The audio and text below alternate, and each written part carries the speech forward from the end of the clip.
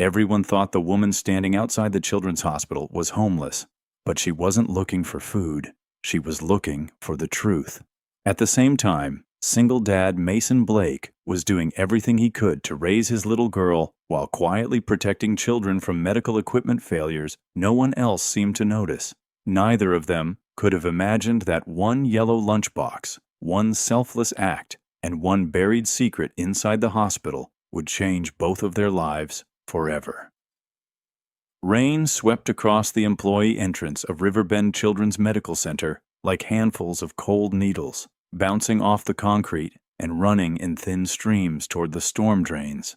People hurried through the sliding doors with their heads down, clutching coffee cups, backpacks, and umbrellas, each carrying the quiet urgency that seemed to belong to every hospital morning. Near the edge of the entrance canopy stood a woman in an oversized gray coat. The fabric was clean, but badly worn, and the sleeves covered most of her hands as she tried to warm them beneath her arms. Water dripped from loose strands of dark hair onto her shoulders. "I'm sorry, ma'am," one of the security guards said, trying to sound patient while glancing toward the growing line of employees. "Without a visitor pass or a patient wristband, you can't stay here." "I wasn't asking to go inside," the woman answered softly. "I just hoped I could buy something to eat. The cafeteria isn't open to the public from this entrance." "I have money," she said, reaching into her pocket before stopping. Her expression changed for only a heartbeat, as though she'd suddenly remembered that whatever she had planned for today required empty pockets instead. The guard sighed. "I'm going to have to ask you to leave." At that moment, Mason Blake stepped out of the parking garage with rain soaking one shoulder of his blue work jacket. His employee badge swung gently against his chest beside a small metal flashlight clipped to his pocket. In one hand, he carried a weathered toolbox. In the other was a bright yellow lunchbox, decorated years ago with tiny fading stickers that refused to peel away. He glanced toward the exchange without slowing. Then, he noticed something. The woman's hands. They weren't simply cold. They were trembling in short, uneven bursts. Years of working around patients and medical staff had taught Mason that some kinds of shaking meant more than discomfort. Her eyes looked unfocused. Her breathing had become shallow. He stopped. The security guard noticed him. "Morning, Mason." "Morning." The guard shrugged toward the woman. "Nothing serious. She just needs to move along." Mason looked at the yellow lunchbox. For a second, his thumb rested on the orange elastic band wrapped around it. 3 little suns had been drawn on the band with a black marker. The ink had faded from months of being stretched around lunchboxes, notebooks, and grocery bags. But the tiny smiling faces were still there. He smiled despite himself. Ava had insisted they all needed their own sun. One for Mom, one for Dad, one for Ava. The woman swayed almost imperceptibly. Mason quietly set down his toolbox. He slipped the elastic band off the lunchbox and folded it into his jacket pocket before opening the lid. Inside sat a chicken sandwich cut neatly in half. Apple slices sealed in a small container. A bottle of orange juice. Everything packed with the careful precision only a 9-year-old could manage. He could almost hear Ava's voice from that morning. "Promise you'll actually eat this time, Dad." The woman looked away. "You don't have to do that." "I know. It's yours." He gave a small shake of his head. "It belongs to someone with a bigger heart than mine." Before she could answer, he placed the entire lunchbox into her hands. The warmth hadn't completely left the food. For a long second, neither of them spoke. The security guard frowned. "Mason, it's okay. You know the rules." "I do." The woman stared at the sandwich as though it were something far more valuable than lunch. "You haven't even asked my name." Mason shrugged. "Hungry doesn't usually need a name." Her eyes lifted toward his. There was gratitude there, but also something harder to explain, as though she were memorizing him. He picked up his toolbox again. "I should get inside." "You won't have lunch." "I've skipped worse." She looked down into the yellow lunchbox once more. On top of the napkin rested a folded note written in uneven blue crayon. She didn't open it. Not yet. Mason turned toward the employee entrance. Rain soaked the back of his jacket before the automatic doors slid open. He disappeared into the hospital without looking back. The woman remained beneath the canopy, holding the lunchbox carefully with both hands. Across the parking lot, hidden behind rain-speckled windows, a black SUV remained motionless. No driver stepped out. No assistant hurried forward. The woman slowly sat on the bench near the entrance, opened the lunchbox, and looked at the simple meal as if it carried a weight far beyond food. For the first time that morning, she allowed herself to breathe. Then, almost silently, she whispered to herself, "So that's who you are." Mason never heard those words. He had already disappeared into the fluorescent glow of Riverbend Children's Medical Center, thinking only about finishing his shift before walking upstairs to the pediatric cardiology clinic. Because in less than an hour, his 9-year-old daughter would ask a simple question. "Dad, where's my lunchbox?" Ava's voice was gentle, almost curious, but to Mason it landed with the weight of a confession he had been rehearsing ever since he walked away from the hospital entrance.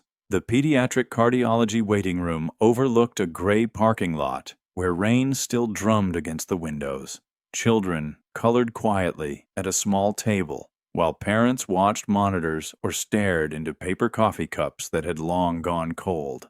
Ava sat on the examination chair, her sneakers dangling above the floor.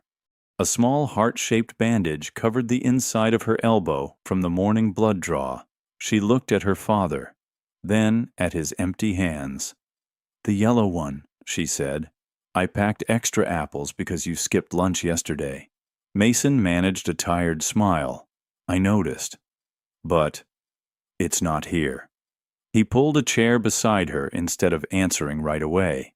Outside the exam room, carts rolled across polished floors, voices echoed through the hallway, and somewhere down the corridor a monitor beeped in a steady rhythm. Finally, he spoke. "I gave it to someone." Ava blinked. "A patient?" "No." "A nurse?" He shook his head. "A woman outside." "The one who was hungry?" Mason looked surprised. "How did you know she was hungry?" "You only give your lunch away when somebody needs it more." For a moment, he couldn't speak. He had prepared himself for disappointment, for tears, for questions about why there would be no food after the appointment. Instead, Ava quietly folded her hands in her lap. "Was she okay?" "I don't know." "Was she cold?" "Very." "Did she stop shaking?" The question caught him completely off guard. He remembered the trembling hands beneath the oversized sleeves. "I think she will." Ava nodded, as if that answer settled something important. "Then it's okay." She reached into the pocket of her little hoodie and held out the orange elastic band decorated with 3 tiny suns. "You forgot this." Mason looked down. He had slipped it into his jacket earlier, without realizing it had fallen into Ava's pocket during the blood test. She carefully wrapped it around his wrist. "So you don't lose it." Before he could answer, Dr. Lena Ortiz knocked softly and entered with a warm smile that never quite hid the exhaustion in her eyes. "Good morning, Ava." "Hi, Dr. Ortiz." The cardiologist reviewed the latest scan, listening to Ava's heartbeat with practiced calm. "So far," she said, "everything looks stable." Mason finally allowed himself to breathe. "But—" The word hung in the room. "I'd still like to schedule the more detailed imaging next month." She closed the chart gently. "I should let you know your insurance authorization expires soon." Mason already knew. "If your employment changes before renewal—" She hesitated. The approval process could become much more complicated. Ava looked between the 2 adults. "Is something wrong?" Dr. Ortiz smiled immediately. "Nothing we're dealing with today." She handed Ava a small packet of crackers from the nurse's station. "These are on me." "Thank you." After the appointment, father and daughter walked slowly through the pediatric wing. Children laughed somewhere behind a playroom door. Bright paper butterflies covered one hallway wall. Life continued, as if worry had no place inside those painted corridors. Then a sharp electronic chirp echoed from a nearby transport bay. Once, twice, then again. Mason stopped walking. His expression changed instantly. "Stay here for a second." "Dad? I'll be right back." Across the hallway, a transport monitor mounted beside a pediatric stretcher flickered for less than a second before its screen returned to normal. Most people never would have noticed. Mason did. He stared at it from several yards away. Something about the pattern. Something wasn't right.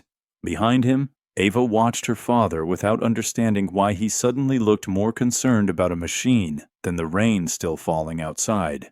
And somewhere else inside Riverbend Children's Medical Center, the woman who had eaten from the yellow lunchbox carefully unfolded the small crayon note tucked beneath the napkin.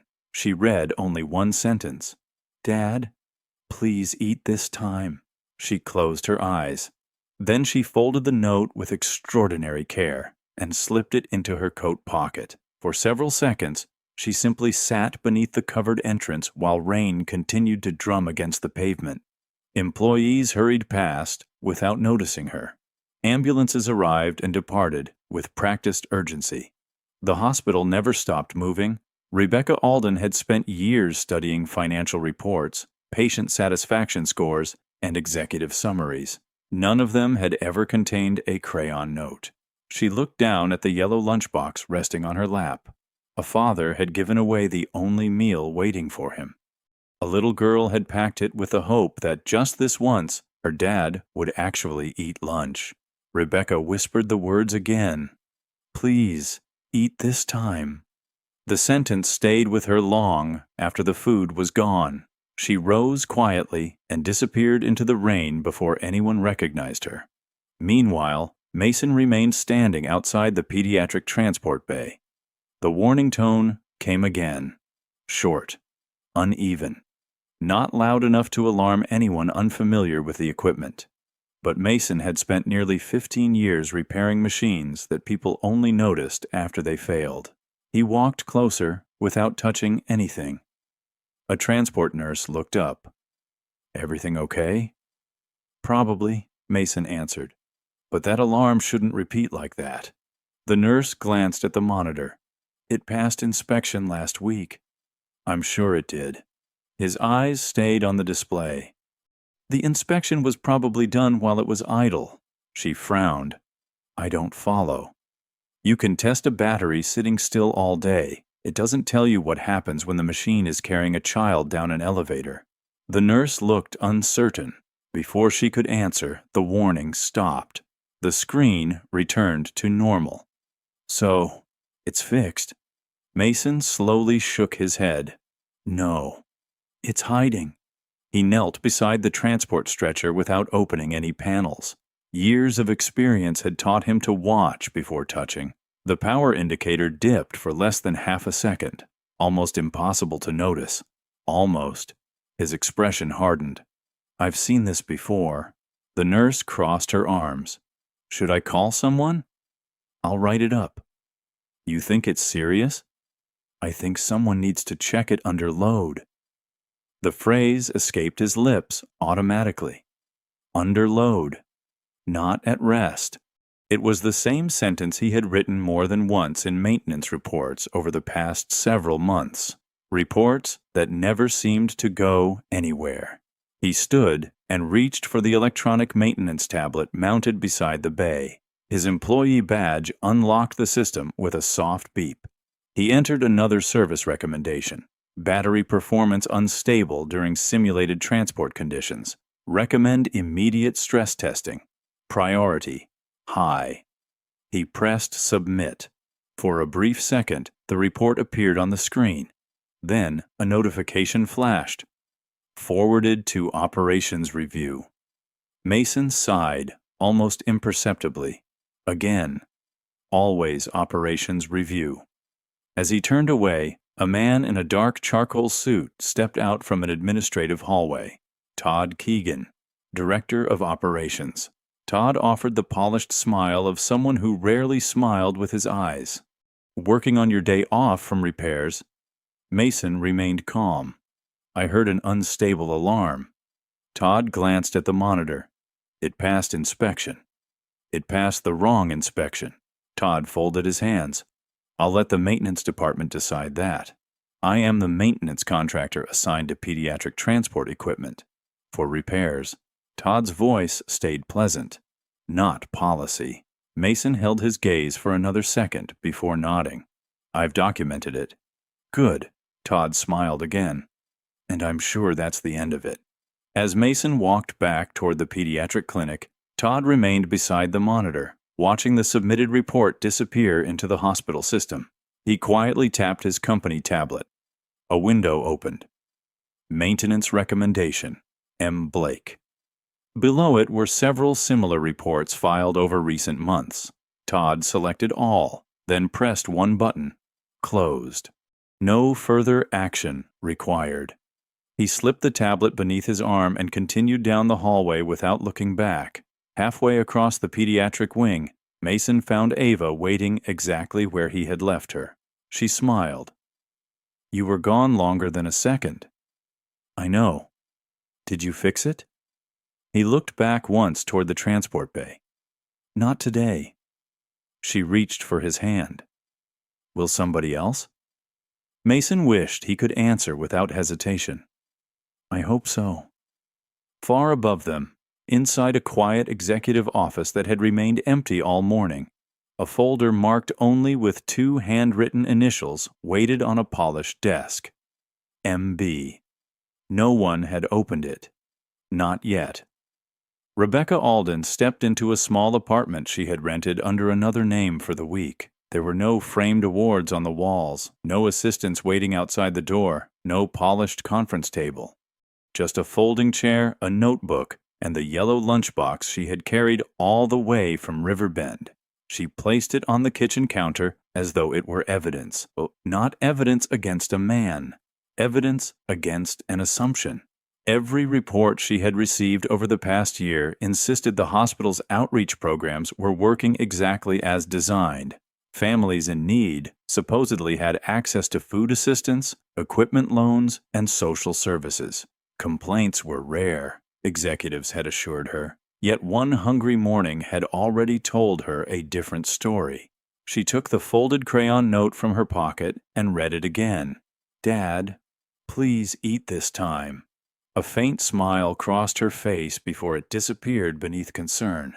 Who was the man willing to walk away hungry?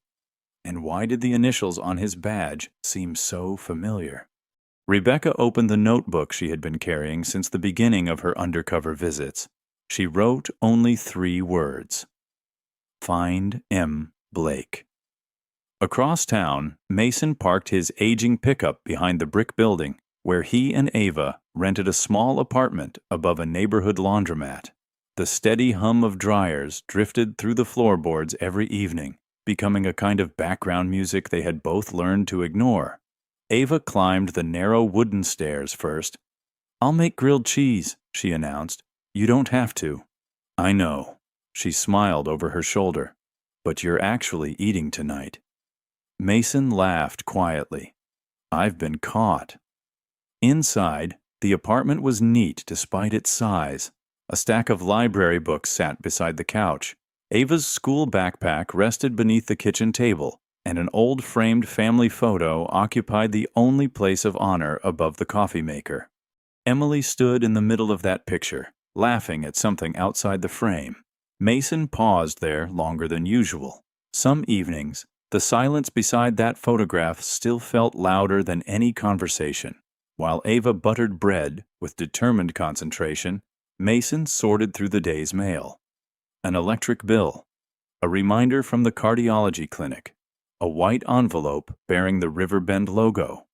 He already knew what it contained before opening it. Contract renewal review. He unfolded the letter slowly. His employment agreement would expire in exactly 3 weeks. Continuation depended on operational evaluation and departmental approval. No promises. No guarantees. He quietly folded the paper before Ava could notice. "You okay?" she asked from the stove. "Just bills." She studied him for a second. "You make that face when it's more than bills." He forced another smile. "I've got this." Those 3 words had become a habit. Emily used to tease him about them. "You've got this." Whether the sink leaked, whether money was tight, whether life was falling apart. Mason always believed problems became smaller if he carried them alone. Ava placed a grilled cheese sandwich onto his plate. "No skipping." "I wasn't planning to." She pointed a finger at him. "I'm serious." "I know." Only after she looked away did he slide half the sandwich back onto her plate. She noticed anyway. Without saying a word, she cut it in half again and returned the missing piece. Neither of them argued. They had played this game too many times. Later that night, after Ava had fallen asleep with a library book open across her blanket, Mason sat alone at the kitchen table. The contract renewal letter remained beside his coffee mug. His employee badge rested next to it. Wrapped around the badge was the orange elastic band with 3 little suns. He rolled it slowly between his fingers. Outside, rain tapped softly against the window. Inside Riverbend, another maintenance report carrying his initials had already disappeared into the system. And several miles away, Rebecca Alden was requesting every maintenance record ever submitted by one contractor named Mason Blake. Neither of them knew they were following the same trail. One was searching for answers.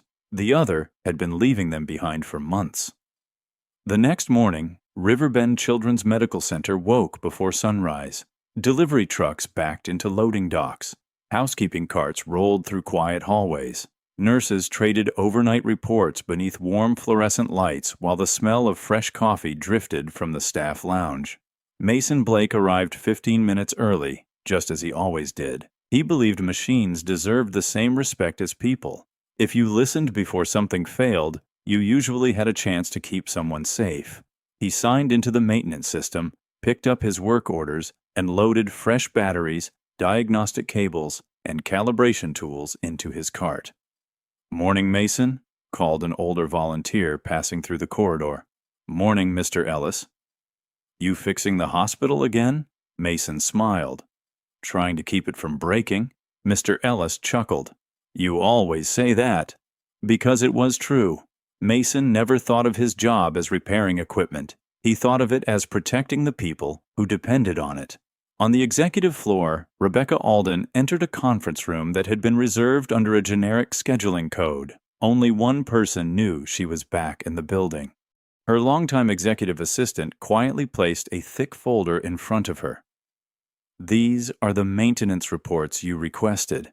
Rebecca opened the file. Most pages carried routine inspections. Then she noticed the initials. MB. One report, then another, then another. Each described intermittent battery instability that appeared only while pediatric transport equipment was operating under full load. Every recommendation ended the same way. Test under load, not at rest. Rebecca frowned. Who reviewed these? Her assistant checked the routing history. They were forwarded to operations. And after that, a pause. They were marked resolved. Rebecca looked back down at the stack. Resolved. Yet she couldn't remember seeing a single one. Downstairs, Mason completed his morning inspections and entered the pediatric transport room. The same stretcher from yesterday stood against the wall. He knelt beside it. This time, he connected a portable diagnostic reader. The numbers looked normal, until he simulated movement. Voltage dipped, recovered, dropped again. Exactly as he feared. He photographed the readings and attached them to another report. A quiet voice interrupted him. "You're very thorough." Mason turned. The same woman from yesterday stood in the hallway. Her gray coat was still damp around the sleeves. She smiled politely. "I wanted to thank you." "You didn't have to come back." "I thought I should." He shrugged. I'm glad you found somewhere warm. I did. She looked at the diagnostic screen.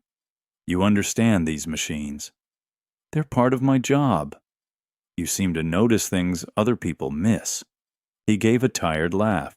Sometimes that's a blessing. And sometimes it makes people think you're causing problems instead of preventing them. Rebecca studied him carefully. There was no bitterness in his voice, only experience. You still don't know my name. Mason smiled.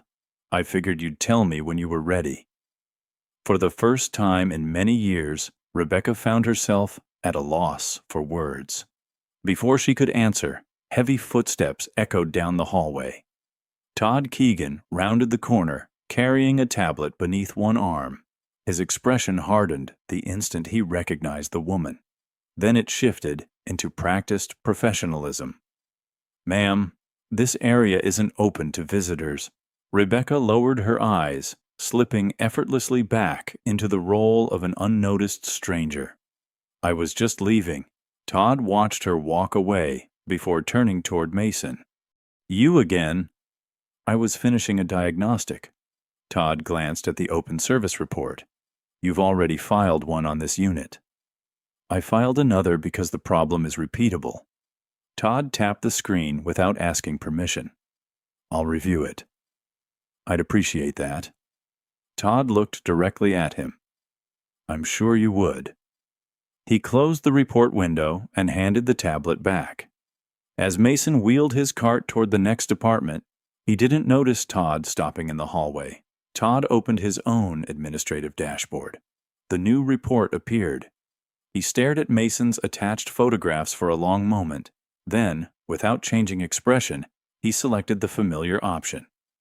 Operations Review Required. Not approved. Not investigate. Just enough to make the report disappear into another queue where almost no one would ever look. From the opposite end of the corridor, Rebecca watched everything without either man realizing it. She had come back, hoping to understand one generous act. Instead, she had just witnessed the beginning of a much larger story. Rebecca waited until Todd Keegan disappeared around the corner before walking in the opposite direction. She kept her pace slow, blending naturally with visitors leaving the pediatric wing. No one gave her a second glance. That was exactly what she wanted. For years, people had changed the moment they realized who she was. Hallways became quieter. Answers became cleaner. Problems somehow disappeared before reaching her desk. Today, they weren't disappearing. They were being hidden. Mason spent the rest of the morning moving from one department to another. An infusion pump needed calibration. A patient monitor required a software reset. A neonatal warmer had a faulty temperature sensor. Every completed repair earned the same quiet satisfaction. Not because anyone noticed, but because somewhere in the building, a family would never know something had almost gone wrong. That was enough for him. Near noon, he wheeled his service cart into the biomedical workshop in the basement. His co-worker, Frank Donnelly, looked up from a workbench cluttered with circuit boards. You look like you skipped breakfast. I didn't. Lunch? Mason smiled faintly. Also no. Frank opened the mini refrigerator beside him. I've got half a turkey sandwich. You eat it. I wasn't asking. Frank slid the wrapped sandwich across the table. Mason hesitated, then accepted it. Thanks. You've covered enough shifts for me over the years. Frank lowered his voice. You hear anything about contract renewals? Mason shook his head. Not yet. I heard operations wants to cut outside contractors. Mason quietly unwrapped the sandwich. Rumors came and went every budget season. Still, this one settled heavily in his chest. Upstairs, Rebecca entered a records office using temporary visitor credentials issued under her undercover identity. The clerk smiled politely. Can I help you? I'm trying to understand how maintenance requests move through the system. Research project? You could say that. The clerk turned the monitor toward her. Technicians submit reports. Supervisors review them. High priority issues go to operations. And then, they're either approved for repair or closed, Rebecca nodded. Can someone see how many reports get closed? Only senior administration. Or operations. That's right. Rebecca thanked the clerk and walked away, her thoughts racing. Everything seemed perfectly organized. Almost too organized. That afternoon, Mason found himself back in the pediatric transport bay. The same stretcher waited exactly where he had left it. No inspection tag, no replacement battery. Nothing had changed. He crouched beside it again. Frank's sandwich was still only half eaten in his pocket. He connected his diagnostic reader one more time. The voltage dipped, recovered, dipped again. His jaw tightened. This isn't getting better. A familiar voice interrupted him. Still worried about that battery? It was Nurse Angela Brooks. The transport team says it worked fine all morning. Mason nodded. I hope it keeps working. You don't sound convinced. I've learned something over the years. He disconnected the tester. Machines usually whisper before they scream. Angela looked back at the stretcher. So, what do we do? I keep documenting. And if nobody listens? Mason gave a weary smile. I document anyway. She studied him for a moment. You really believe paperwork changes things? No. He placed the diagnostic reader back into his cart. But someday somebody might ask why no one warned them. He gently tapped the report tablet. I want the answer to already be here. Angela watched him walk away, pushing the service cart down the corridor. She couldn't explain why his words stayed with her. Late that afternoon, Rebecca sat alone inside her temporary apartment. The yellow lunchbox rested beside her notebook. A fresh cup of coffee had gone untouched. Instead, she stared at one printed spreadsheet. Maintenance reports by technician. One name appeared again. Mason Blake. Not because he filed the most reports, because nearly every report marked high priority carried his initials. Rebecca slowly turned another page. Every recommendation followed the same path. Submitted, forwarded, closed, submitted, forwarded, closed, again, again, again. She reached for her pen and circled one sentence that appeared over and over in Mason's reports. Test the battery under load, not at rest. Rebecca leaned back in silence. Yesterday, she believed she'd met a kind father. Today, she was beginning to suspect she had met the only person who had been trying to stop something no one else wanted to see. Rebecca spread Mason Blake's maintenance reports across the small kitchen table. There were dozens of them, different dates, different transport units, different battery serial numbers. Yet every report carried the same calm, careful language. There were no dramatic accusations, no angry remarks. Just observations, test results, and one recommendation repeated so often, it almost felt like a signature. Test the battery under load, not at rest. She circled the sentence again. Whoever this man was, he wasn't trying to win an argument. He was trying to prevent one. Her phone vibrated.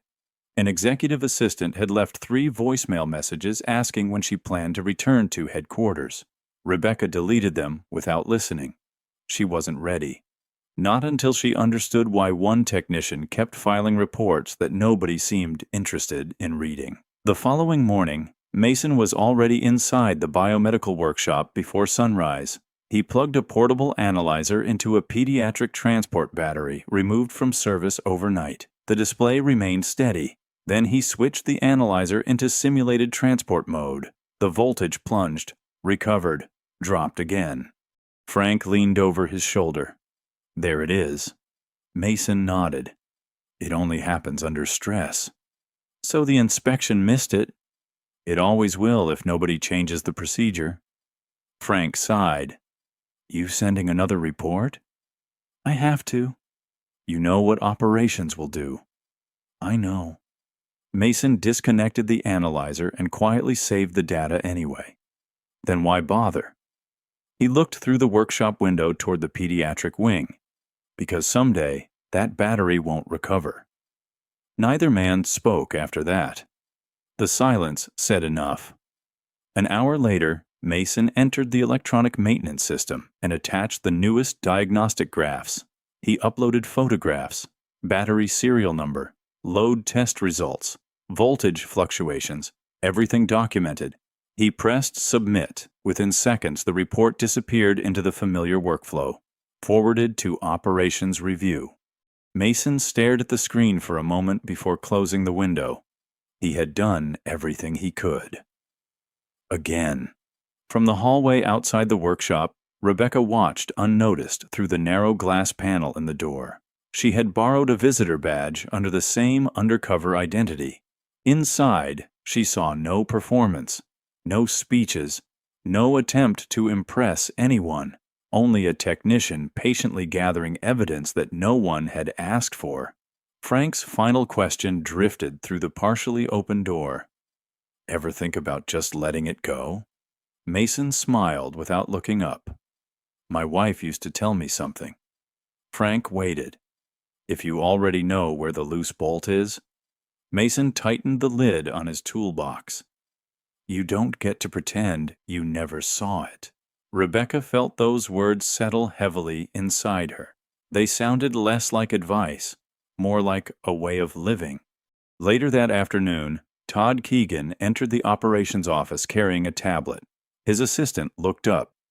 More maintenance reports? The usual. He opened Mason's latest submission. Graphs filled the screen. Photographs, detailed notes. Far more documentation than previous reports. Todd frowned. He doesn't quit. The assistant glanced over. Is it legitimate? Todd locked the screen before she could read further. It isn't productive. He forwarded the report into another administrative queue. Not approved, not rejected. Simply buried beneath dozens of routine requests. He leaned back in his chair. As long as these stay paperwork. He didn't finish the sentence. He didn't need to. That evening, Mason picked Ava up from school. She climbed into the pickup carrying a construction paper sun she had made in art class. I made another one. He smiled. For the elastic band? She nodded. Not yet. She held the paper carefully against the window. I think we should wait until somebody earns the fourth sun. Mason laughed softly. And who decides that? Ava looked out at the fading Indiana sunset. Sometimes, she whispered, kind people don't even know they're being watched. Several blocks away, Rebecca sat inside her parked car, looking at the little pickup disappear into traffic. She wasn't following Mason anymore. She was following the truth, and with every mile, it was leading straight back to her own hospital. Rebecca parked across the street from Riverbend Children's Medical Center just before dawn. The hospital rose against the pale Indiana sky, its glass reflecting the first hints of morning light. For years, she had looked at this building as numbers on quarterly reports, expansion projects, and board presentations. Now she saw something else. She saw a place where people quietly trusted strangers with the lives of their children.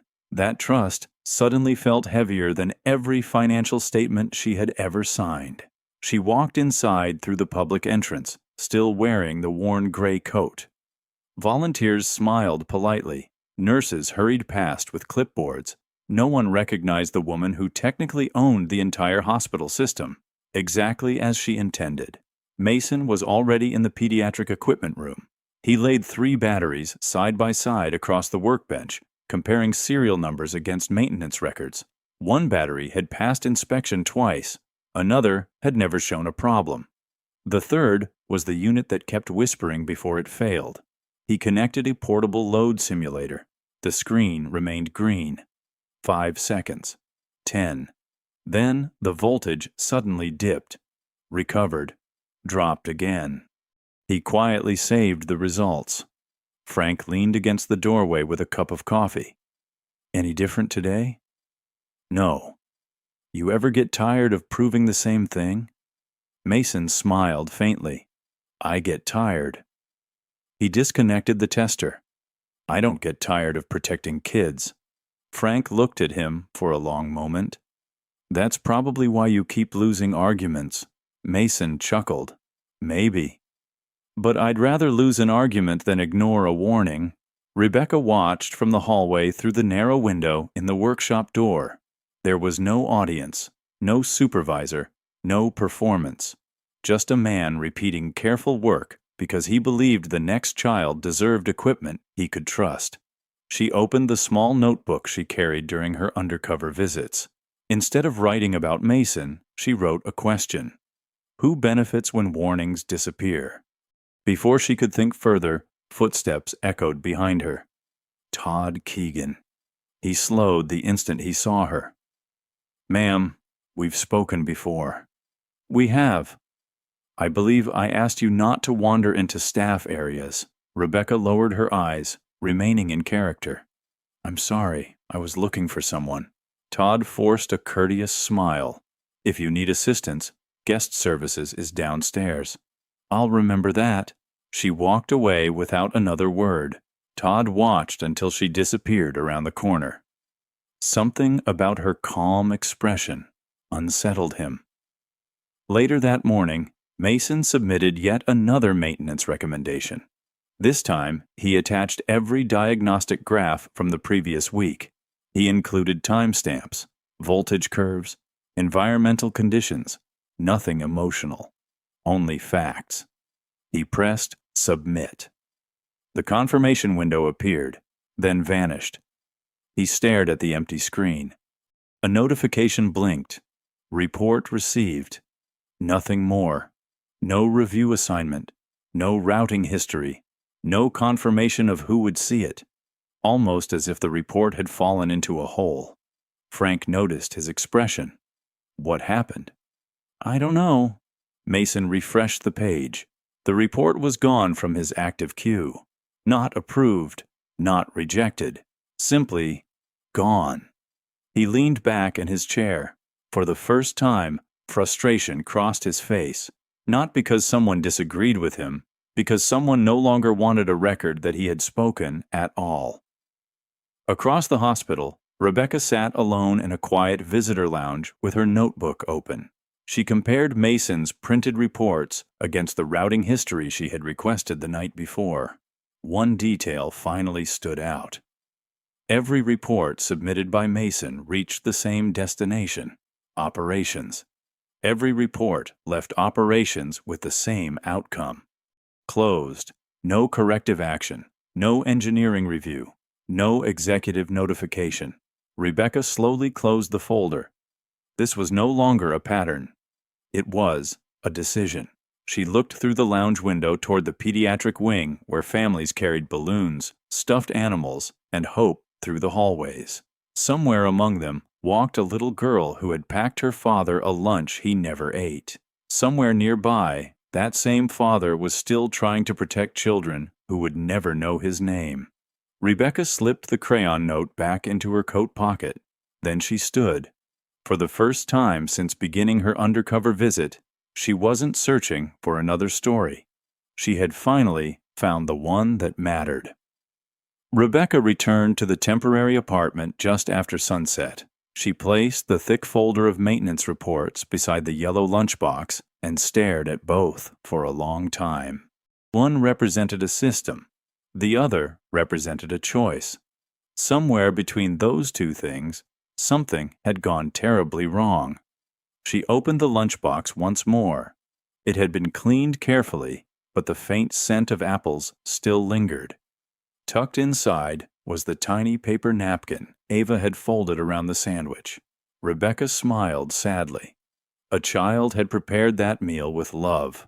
A father had given it away without hesitation. Neither of them had expected anything in return. Her eyes drifted back to Mason's reports. Neither had he. The following morning, Riverbend was busier than usual. A school bus had arrived with children scheduled for outpatient procedures. Volunteers guided anxious parents through the lobby, while nurses handed out coloring books and stickers. Mason barely noticed the crowd. His attention stayed on the maintenance schedule clipped to his cart. The pediatric transport stretcher he'd been documenting for weeks had finally been assigned to another transfer later that afternoon.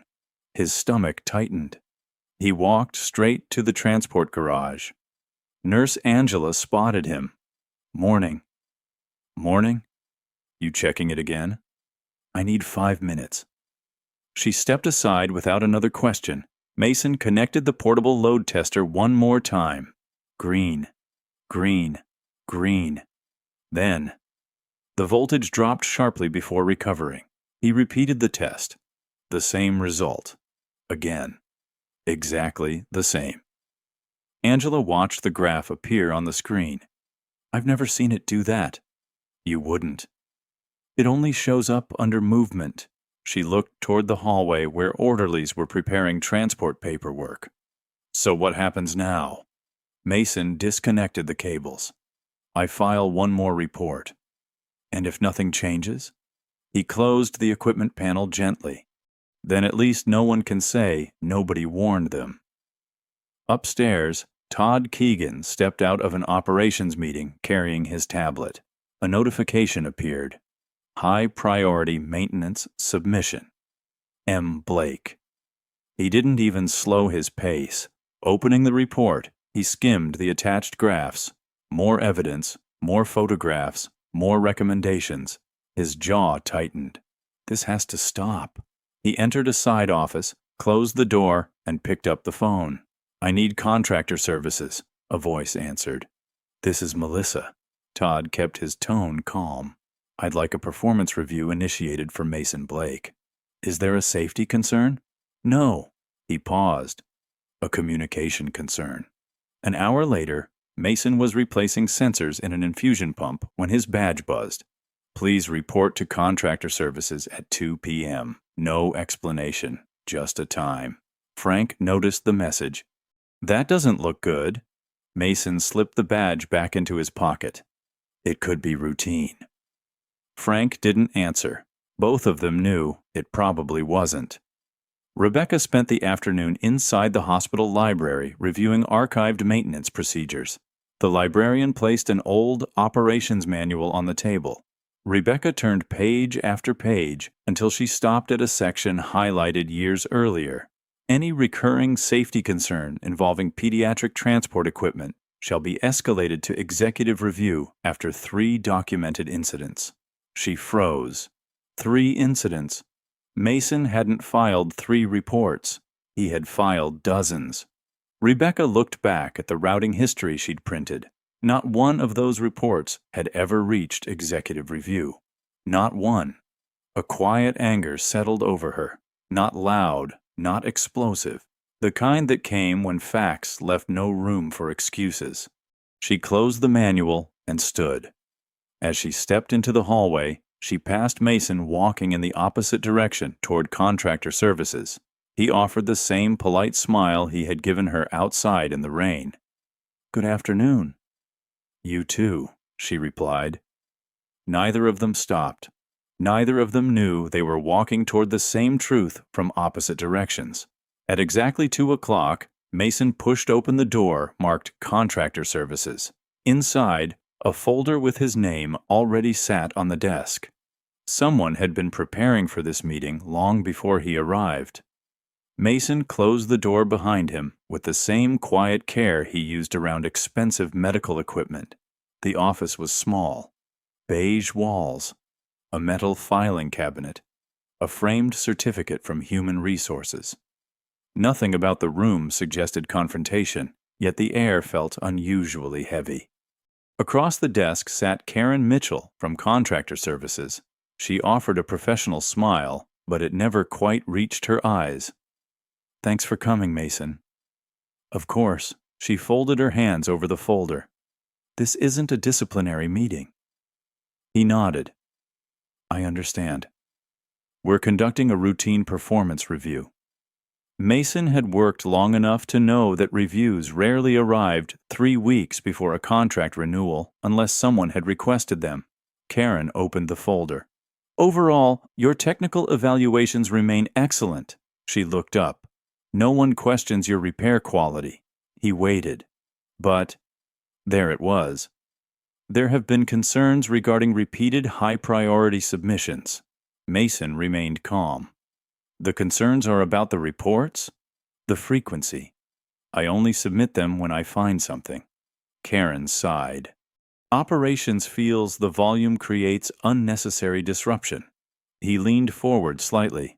If a battery becomes unstable during transport, that's already disruption. She hesitated. The equipment passes scheduled inspections. It passes static inspections. He spoke without raising his voice. I've documented why those tests aren't enough. Karen glanced at the papers again. I've read several of your reports. And? They're thorough. She chose her next words carefully.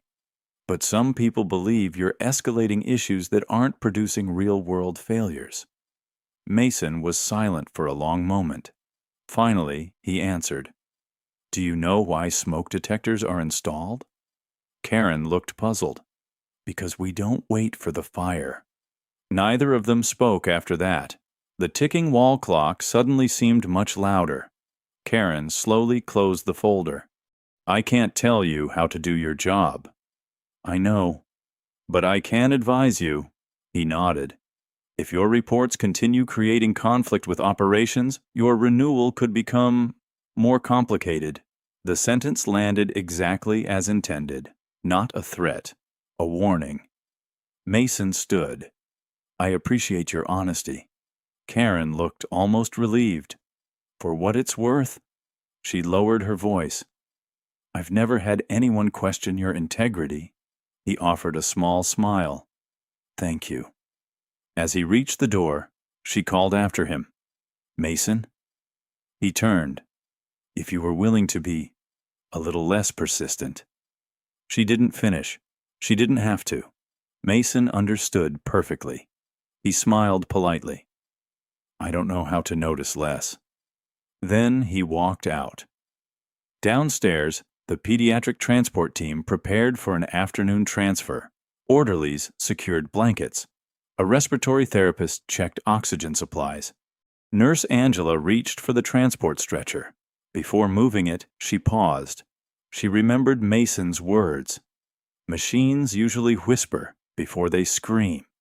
Without fully understanding why, she unplugged the unit and requested another stretcher from storage. It delayed the transport by only 6 minutes. No one complained. The original stretcher remained parked against the wall, untouched. Rebecca watched the exchange from across the corridor. She had seen the replacement happen. She had seen Angela choose caution. She quietly asked, Why did you switch? Angela shrugged. I guess. She glanced toward the maintenance hallway. One of our techs makes a pretty convincing argument. Rebecca looked at the unused stretcher. For the first time, she wondered a question that chilled her. How many close calls had never become tragedies simply because someone like Mason had refused to stop paying attention? She slipped the folded crayon note from her pocket once more. The paper had begun to soften from being opened so often. She read the familiar sentence.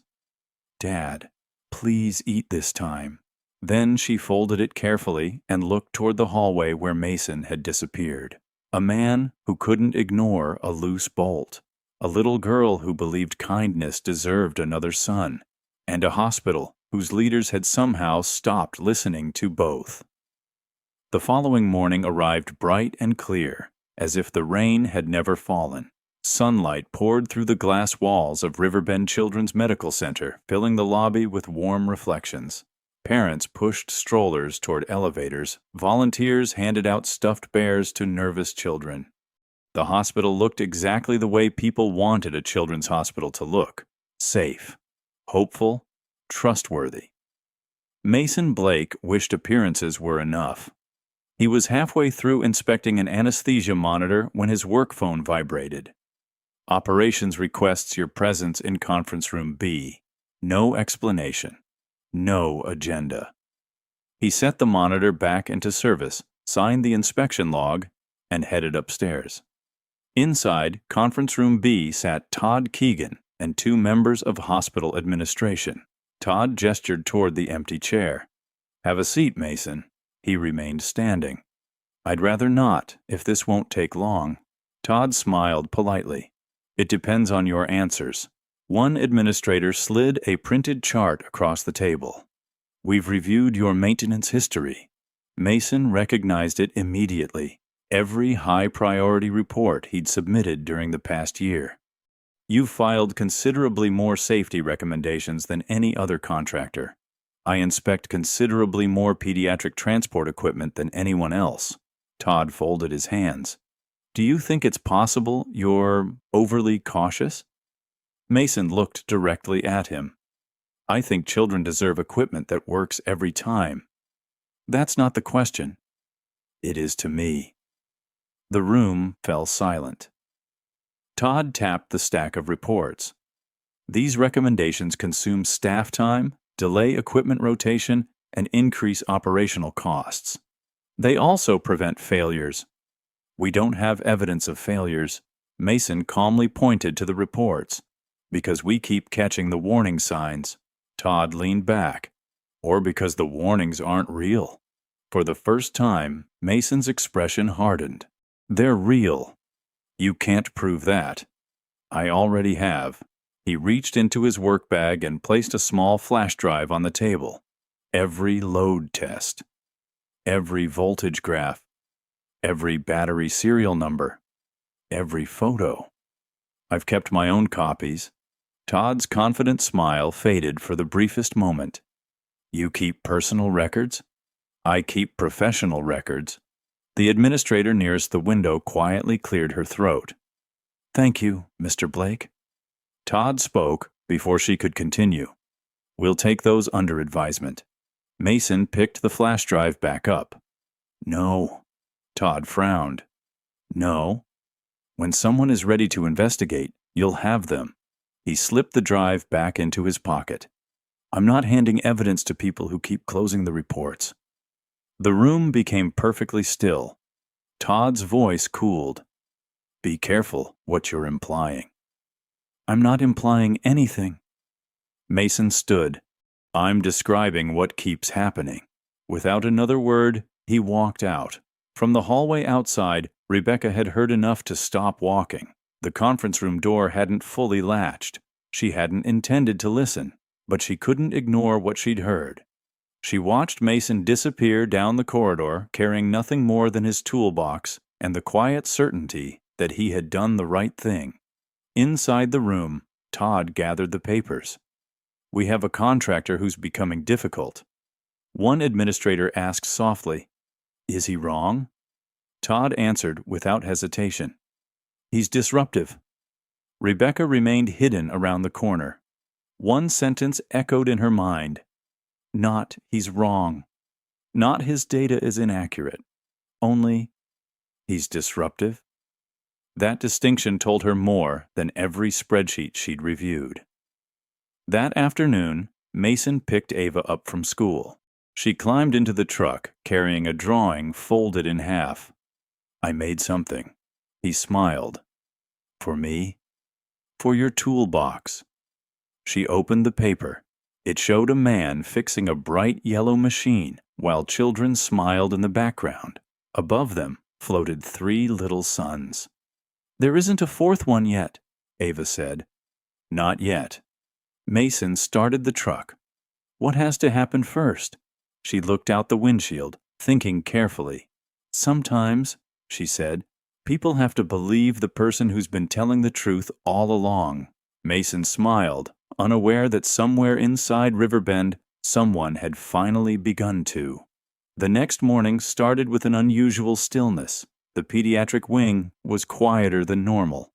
A light snow had begun to fall outside, softening the sounds of traffic beyond the hospital windows. Families gathered beneath blankets in waiting areas, sipping coffee while children clutched stuffed animals almost as tightly as their parents' hands.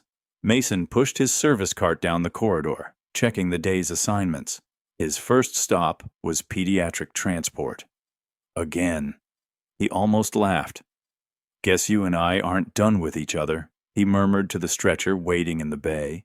As he connected the diagnostic equipment, Nurse Angela walked in, carrying a patient chart. I heard yesterday's transport went smoothly. I'm glad. You know why? He looked up. Because we switched stretchers. She smiled. I didn't tell anyone why. I just trusted my instincts. Mason shook his head. You trusted the patients. Angela looked at him for a second. No. She smiled. I trusted you. Before he could answer, an orderly rushed into the bay. We need Transport Unit 3. Angela glanced toward the stretcher Mason was testing.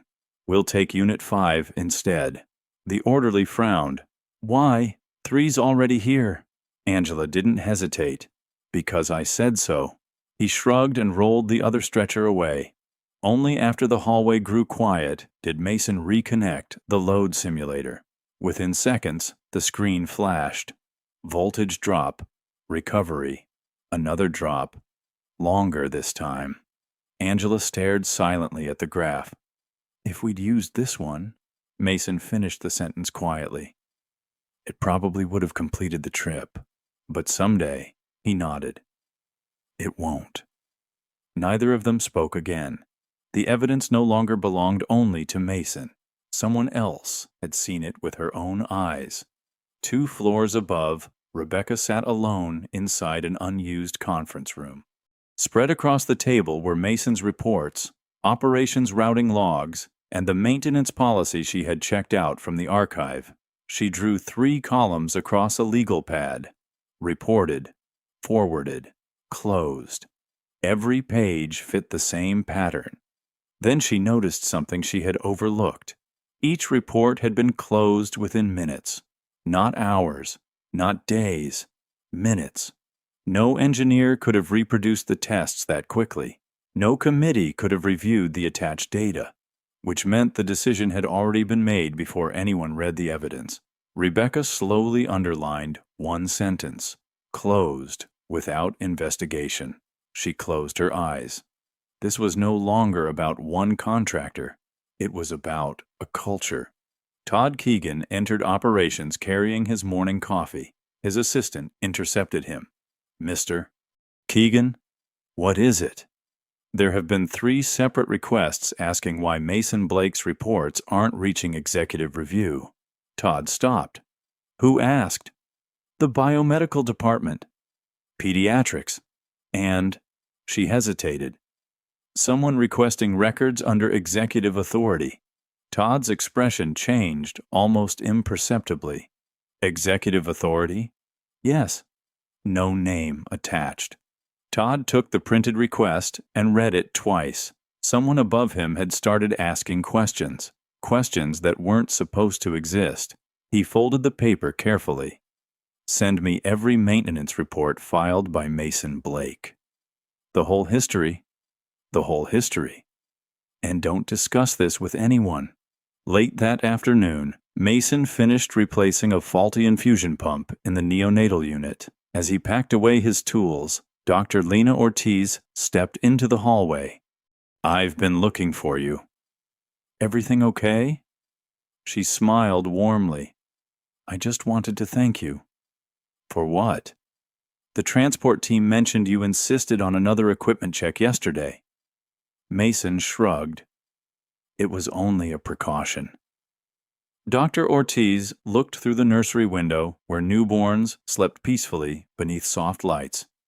In this hospital, she said quietly, precautions become someone's miracle every single day. Mason lowered his eyes. I just do my job. She smiled. I know. As he walked away, he never noticed Rebecca standing at the far end of the corridor. She watched Dr. Ortiz shake his hand. She watched nurses greet him by name. She watched volunteers smile as he passed. Not because he held authority, not because he wore an expensive suit, because they trusted him. For the first time since putting on the gray coat, Rebecca realized something that no financial report had ever measured. The most valuable person in a hospital wasn't always the one sitting in the corner office. Sometimes, he was the man quietly pushing a toolbox down the hallway while everyone else believed he was just fixing machines. When Mason Blake handed away the last lunch his daughter had packed for him, he wasn't trying to impress anyone. He simply chose compassion over comfort, never knowing that one quiet decision would reveal the true measure of his character. This story reminds us that the strongest actions are often the ones no one applauds. Real integrity isn't about being noticed. It's about doing the right thing, even when you believe no one will ever know. Today, take one small step that expects nothing in return. Hold a door, share a meal, make a phone call, or offer a few kind words, just like Mason did, because the smallest choice can leave the biggest mark on someone's life. Have you ever helped a stranger and never found out what happened next? I'd love to hear your story in the comments below. And if this journey stayed with you until the very end, stay with us a little longer, because the next story begins with another ordinary person facing an extraordinary choice.